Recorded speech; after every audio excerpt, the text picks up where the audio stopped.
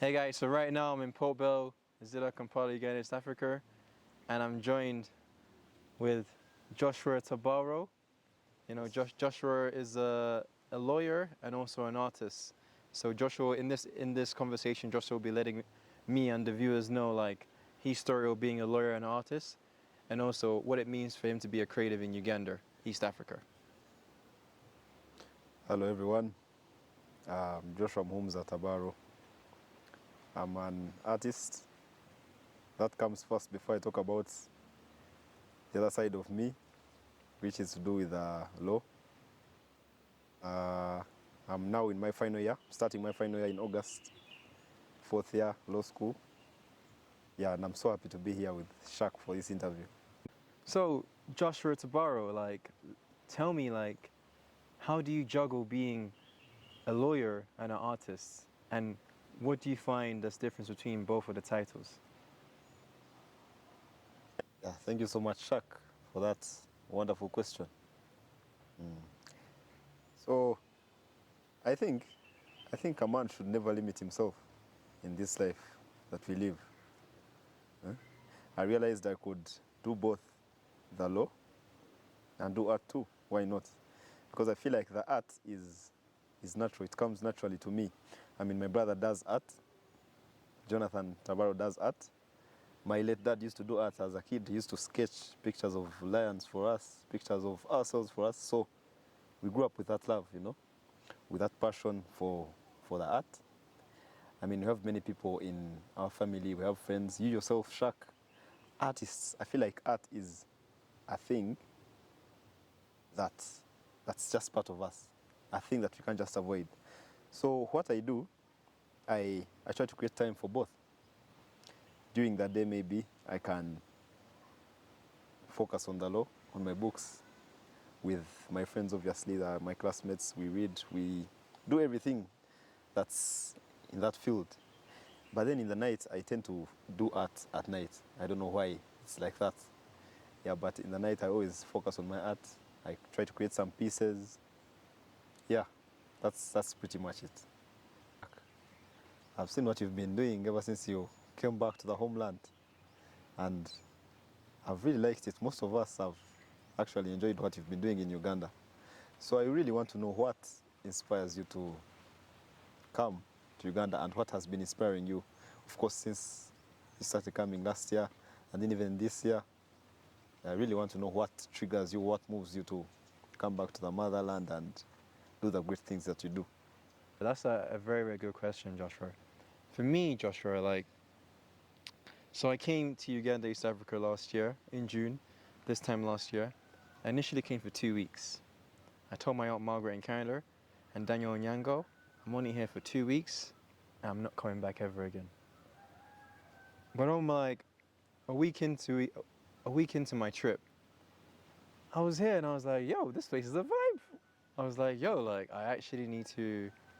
I don't need to rush this process. And then I was speaking to Daniel Onyango, and I was like, Daniel, can you extend my ticket for me? Daniel's like the administrator of the family and everything, historian and everything. He extended. Because first Aunt Margaret asked, and then he extended. And then I ended up being here for a month. So what happened was, during that month now, I was like to myself, yo, I was allowed to process Uganda. Because for me, on my first trip, I came as a tourist. Second trip, I came for soft life. But now I'm here to actually absorb things. And you see, Joshua, when I went back in July last year, I was in London and I was sitting down, I was taking everything in, and I was like, yo, man, this place is actually a vibe. I also saw the love that I got from my father's side of family, like you guys, mom's side as well. And I was like, I actually missed all of this. So I told myself, Shaq, you need to come back again. That's when I came back for 3 months. Yeah. On that second trip now, that's when I really got to know Uganda. Although I was living a soft life, I still really got to know Uganda, Yeah. And because my father's side is from Rutoma, not far from where your father's from. Yeah. But my mom was born here in Lucida. I was born here, So it's an experience, Joshua, because being away for 24 years, I've realized that as much as I was away, there's also so much I need to catch up on. You know, so that's why, and I couldn't do that in 2 weeks, which I thought initially. So yeah, that's why I keep coming back, Joshua. You know, because I realized there's a lot to learn, and even especially with like on my second trip when I went back to London, that's when everything started really. I started really absorbing, because I started to see like the talks that people would say, yeah, in London, you guys, you got everything, but you still were complaining. Because I remember there was sometimes in Uganda, I'm like, yo, like things are just, sometimes power comes off in the whole neighborhood. You know, and I'm not used to that in London. We don't have these such things, you know. So I was like, on my last trip, when I was in London for my 3 months being in London, I really processed about Uganda, and I see myself being here the same way I see myself being in London. And I want to make that easier for my family and my friends who are abroad to see that we can do that, you know. Because yeah, we had an opportunity to be out there, but there's also an opportunity out here as well to connect with our family and the locals. True. So that's why I keep coming back to Uganda, East Africa. So, Joshua, Tabaro, or should I say edits by Muju, what's your favorite piece? Because I've seen many pieces of yours on the IG, but what's your favorite one? This might actually surprise you, but I've never shared my art piece on any platform, my favorite art piece on any platform. Reason being, I have such a strong connection to this art piece, number one. Number two, that art piece really reminds me of someone, my late sister, baby sister. Her name was Joy. So I don't know why, but in that moment I was thinking about my late sister, and then that idea just came to me. For those of you that know my Instagram, it's my profile picture on Instagram, so it's more like my logo. I don't have a logo that says edits by Mujo. It's just that special art piece that tells people that, look, this is Mujo. Look, this is something that Mujo has been creating. Look, this is... So that's my favorite art piece. That's the piece I can say is close, so close to my heart. So Shaq, I mean, it's been 24 years since you left Uganda, since you had that connection with your father. And coming back after all this time, I want to know what it feels like, what it has changed in your life, how it has affected you generally. So, you know, Joshua, that's a really good question. You know, it's like I said, when I came back last year, initially it was meant to be for 2 weeks. You know, go to Rutoma, pay homage to my father, and never come back, right? But I went to Rutiinampora first time, and yeah, man, it was an experience. Like I said, when I touched my father's grave, like it was a lot of relief, you know, I was like, yo, man, finally it's done. Like, and I'll be honest, man, a lot of weight left my shoulder after touching my father's grave, you know, and you see it in the Uganda documentary feature, you know, it was all captured, you know, and it was an experience. I'll be honest, I've never experienced anything like that in my life, you know, like even till now, like I'm still like, my friends, when I go back to London in the second trip, my friends are like, Shaq, you were confident, but now you're confident. Now, like, you're already confident, but now, like, there's a confidence is different. Even family was saying it as well. But you see, even too, now, Joshua, like, the clarity and what I have now, it's just different, man.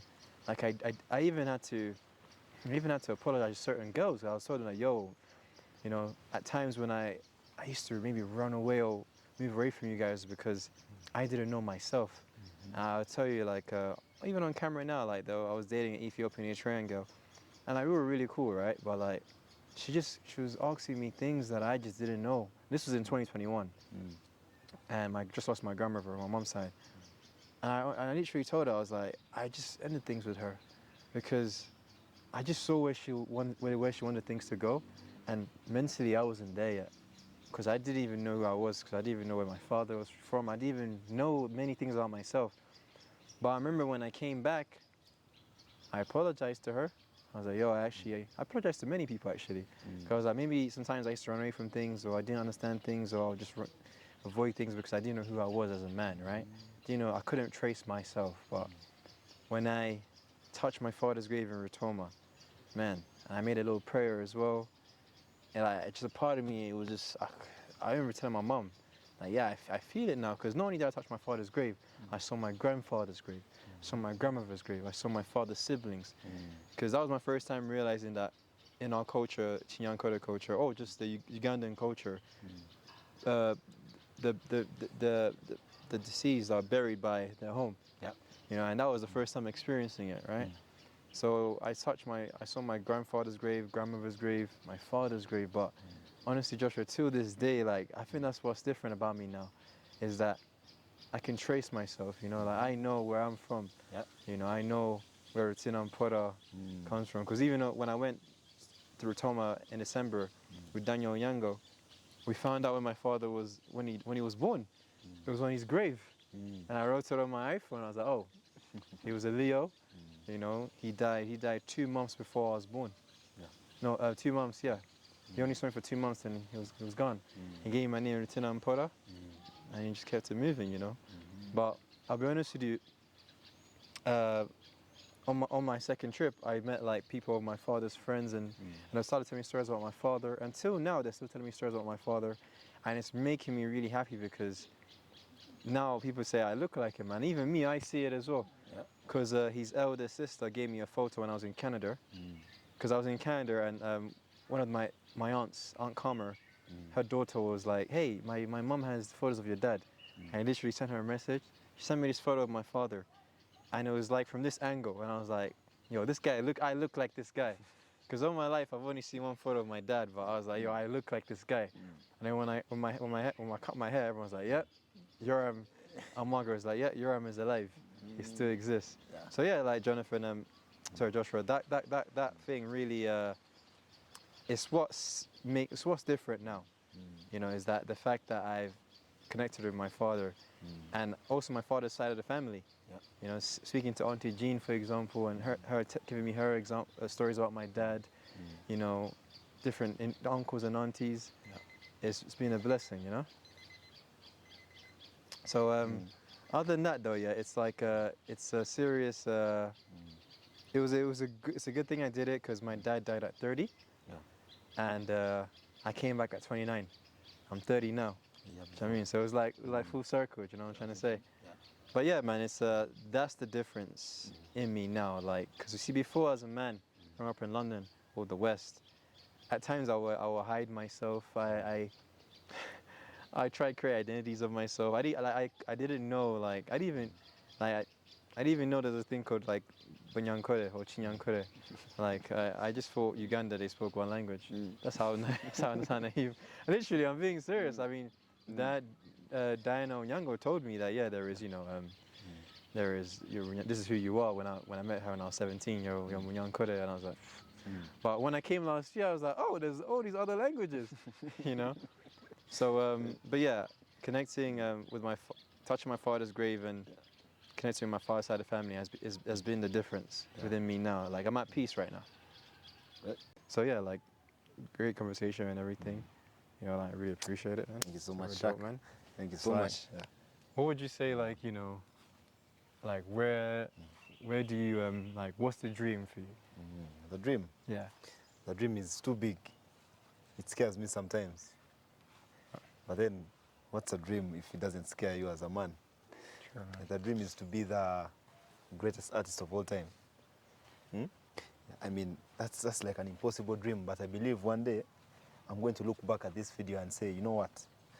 The interview I had with Shaq, that was a sign. That was a manifestation. That's when I actually believed the dream was possible. I like that. Yeah. I like that. Even me, myself, I'll look back from this interview 10 years from now, you know, and I'll be like, yeah, I filmed Jonathan Tabaro, Joseph Tabaro, and all three of us will look back at these interviews or conversations and be like, yeah, that's what we said now. Yeah. Look where we're going to be now. Yeah. Nah, for real, man. And guys, that's it, man, you know. That's Joshua Tabaro. You can find him on his Instagram. Edits by Mujo, Instagram.